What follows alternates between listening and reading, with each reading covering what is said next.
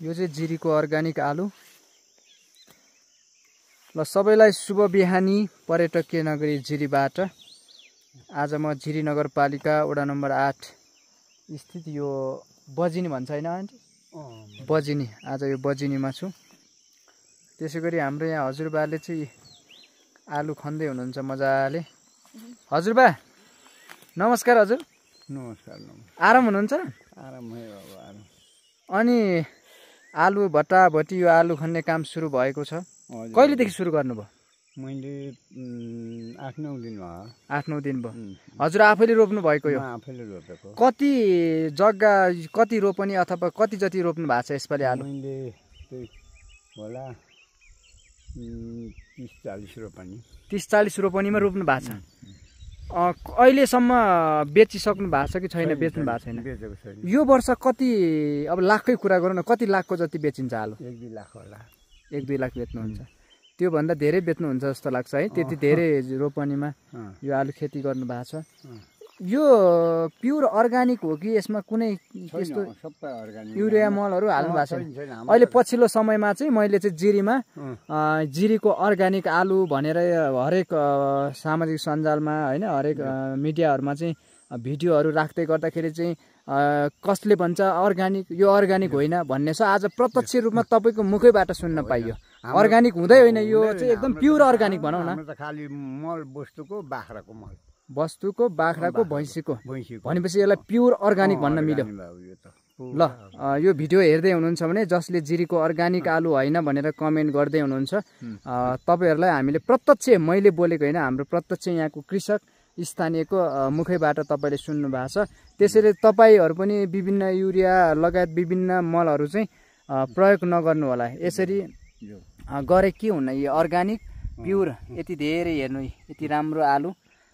यो चाहिँ यहीँको स्थानीय मल होइन, बख्रु बस्तु बाख्रा भैँसीहरूबाट चाहिँ यसरी थुप्रै 30-40 रोपनीमा चाहिँ उहाँले चाहिँ यसरी आलु खेती गरिराख्नु भएको छ। यो पनि तपाईँहरूलाई प्रष्ट भइसकेको छ। यसरी यो आलु खेती गर्दाखेरि होइन अलि कस्तो लाग्छ तपाईँलाई? मलाई राम्रै लाग्छ हजुर। एकदम खुसी हुनुहुन्छ? खुसी लाग्छ। किन भन्छ भने हामी अब किसाने मान्छेको खेती किसान अब अर्थक जाहिर छैन, केही छैन।